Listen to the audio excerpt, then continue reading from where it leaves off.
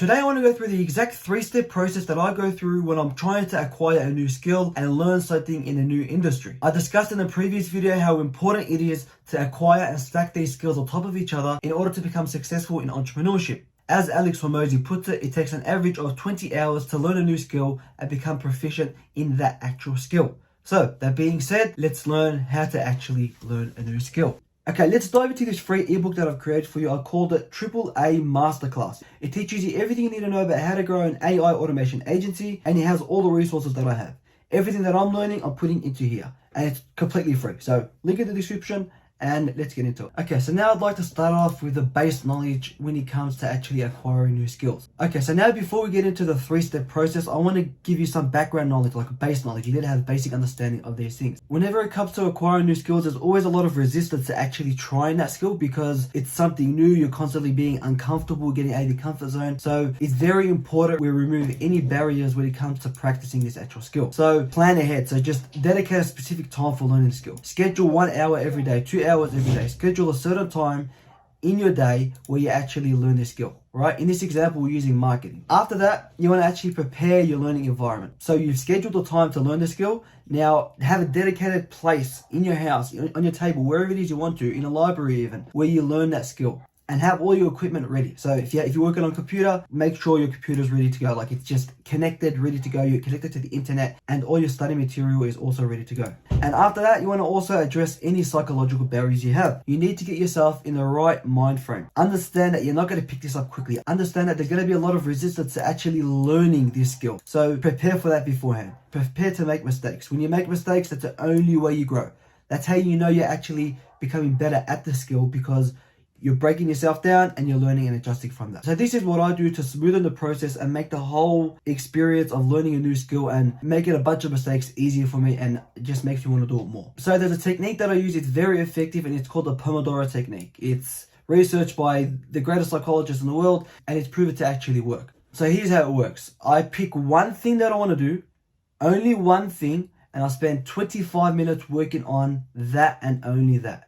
I remove all distractions and I only work on that one thing for 25 minutes. Then I'll have a 5-minute break. And then if I haven't finished that task in 25 minutes, I'll continue after the 5-minute break. If you do 4 to 5 hours of that a day, you're getting more work than anyone. So by using the Pomodoro technique, you're being smart about how you're working. It's time to engage in deliberate practice. Don't just, okay, I'm going to work on this thing for 25 minutes. No, have certain things you want to get done in that 25 minutes and adjust accordingly. So now you got those two sorted out. You're working with high focus on one particular thing, and you're deliberately trying to get something out of that 25-minute session that you're working on. It's time to actually get feedback. That's the most important part. So that's how I'd categorize the base information and base knowledge you need to have to increase your chances of learning a new skill. Like it will make you more efficient if you just keep these in your mind. Now let's move on to the 3-step process that I go through whenever I want to learn a new skill. I'm keeping it very simple. So step 1, what I do is I learn. When you're trying to go into a new field, when you're trying to acquire a new skill, you know nothing about that. So you need to learn from people that have got years of experience in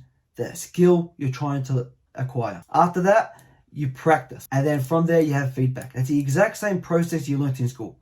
The teacher teaches you something, and then you have homework, you practice it with that homework, and then they give you a test, and that's how you get your feedback. It's nothing new. It's very simple, but it's important you go through this whole process. And the cool thing here is the quicker you get feedback, the faster you can acquire that skill. So let's go through it step by step. Step 1, this is the learning phase. So you need to deconstruct the skill. What do I mean by that? Yeah, first you have to define what it is you want to do. Let's use marketing for example. I want to create and implement a successful digital marketing strategy for a small business, right? So what you need to do is you need to research a skill. Go on YouTube, use ChatGPT. ChatGPT is very effective. A lot of great videos on YouTube. And even if you know anyone in the digital marketing space, talk to them. Go on online forums. There's plenty of places you can learn. So you're researching about digital marketing in general here. So after you got a broad overview of what digital marketing is, you want to break it down into subcategories or sub-skills. What do I mean by that? For digital marketing, we have different forms of sub-skills you can actually learn. We have understanding marketing fundamentals. We have the ability to do market research, SEO, content marketing, email marketing, social media marketing. There's so many different sub-skills or subcategories under digital marketing that you need to learn. However, you need to figure out which of those sub-skills is most important for you. You need to prioritize. So choose 1 or 2 max, especially when it comes to marketing, and hyper focus on them. So if we're talking about marketing, you have either cold outreach or content marketing. Focus on one or two of them, and that's it, because you want to spend 20 hours learning and acquiring those sub skills. Using that breakdown, we've got more clarity on the exact skills we need to acquire. So after we got a great understanding of the skills we need to acquire, we need to learn enough to self-correct. So gather all the resources online on that sub skill. So if you want to do email marketing, you learn everything you possibly can on email marketing. You spend like a few hours just learning everything you can on email marketing. There's a bunch of videos on YouTube. There's a bunch of courses you can take. You can probably learn everything you need to know in like a 30-40 minute video max. And after you've got a good base understanding of what you need,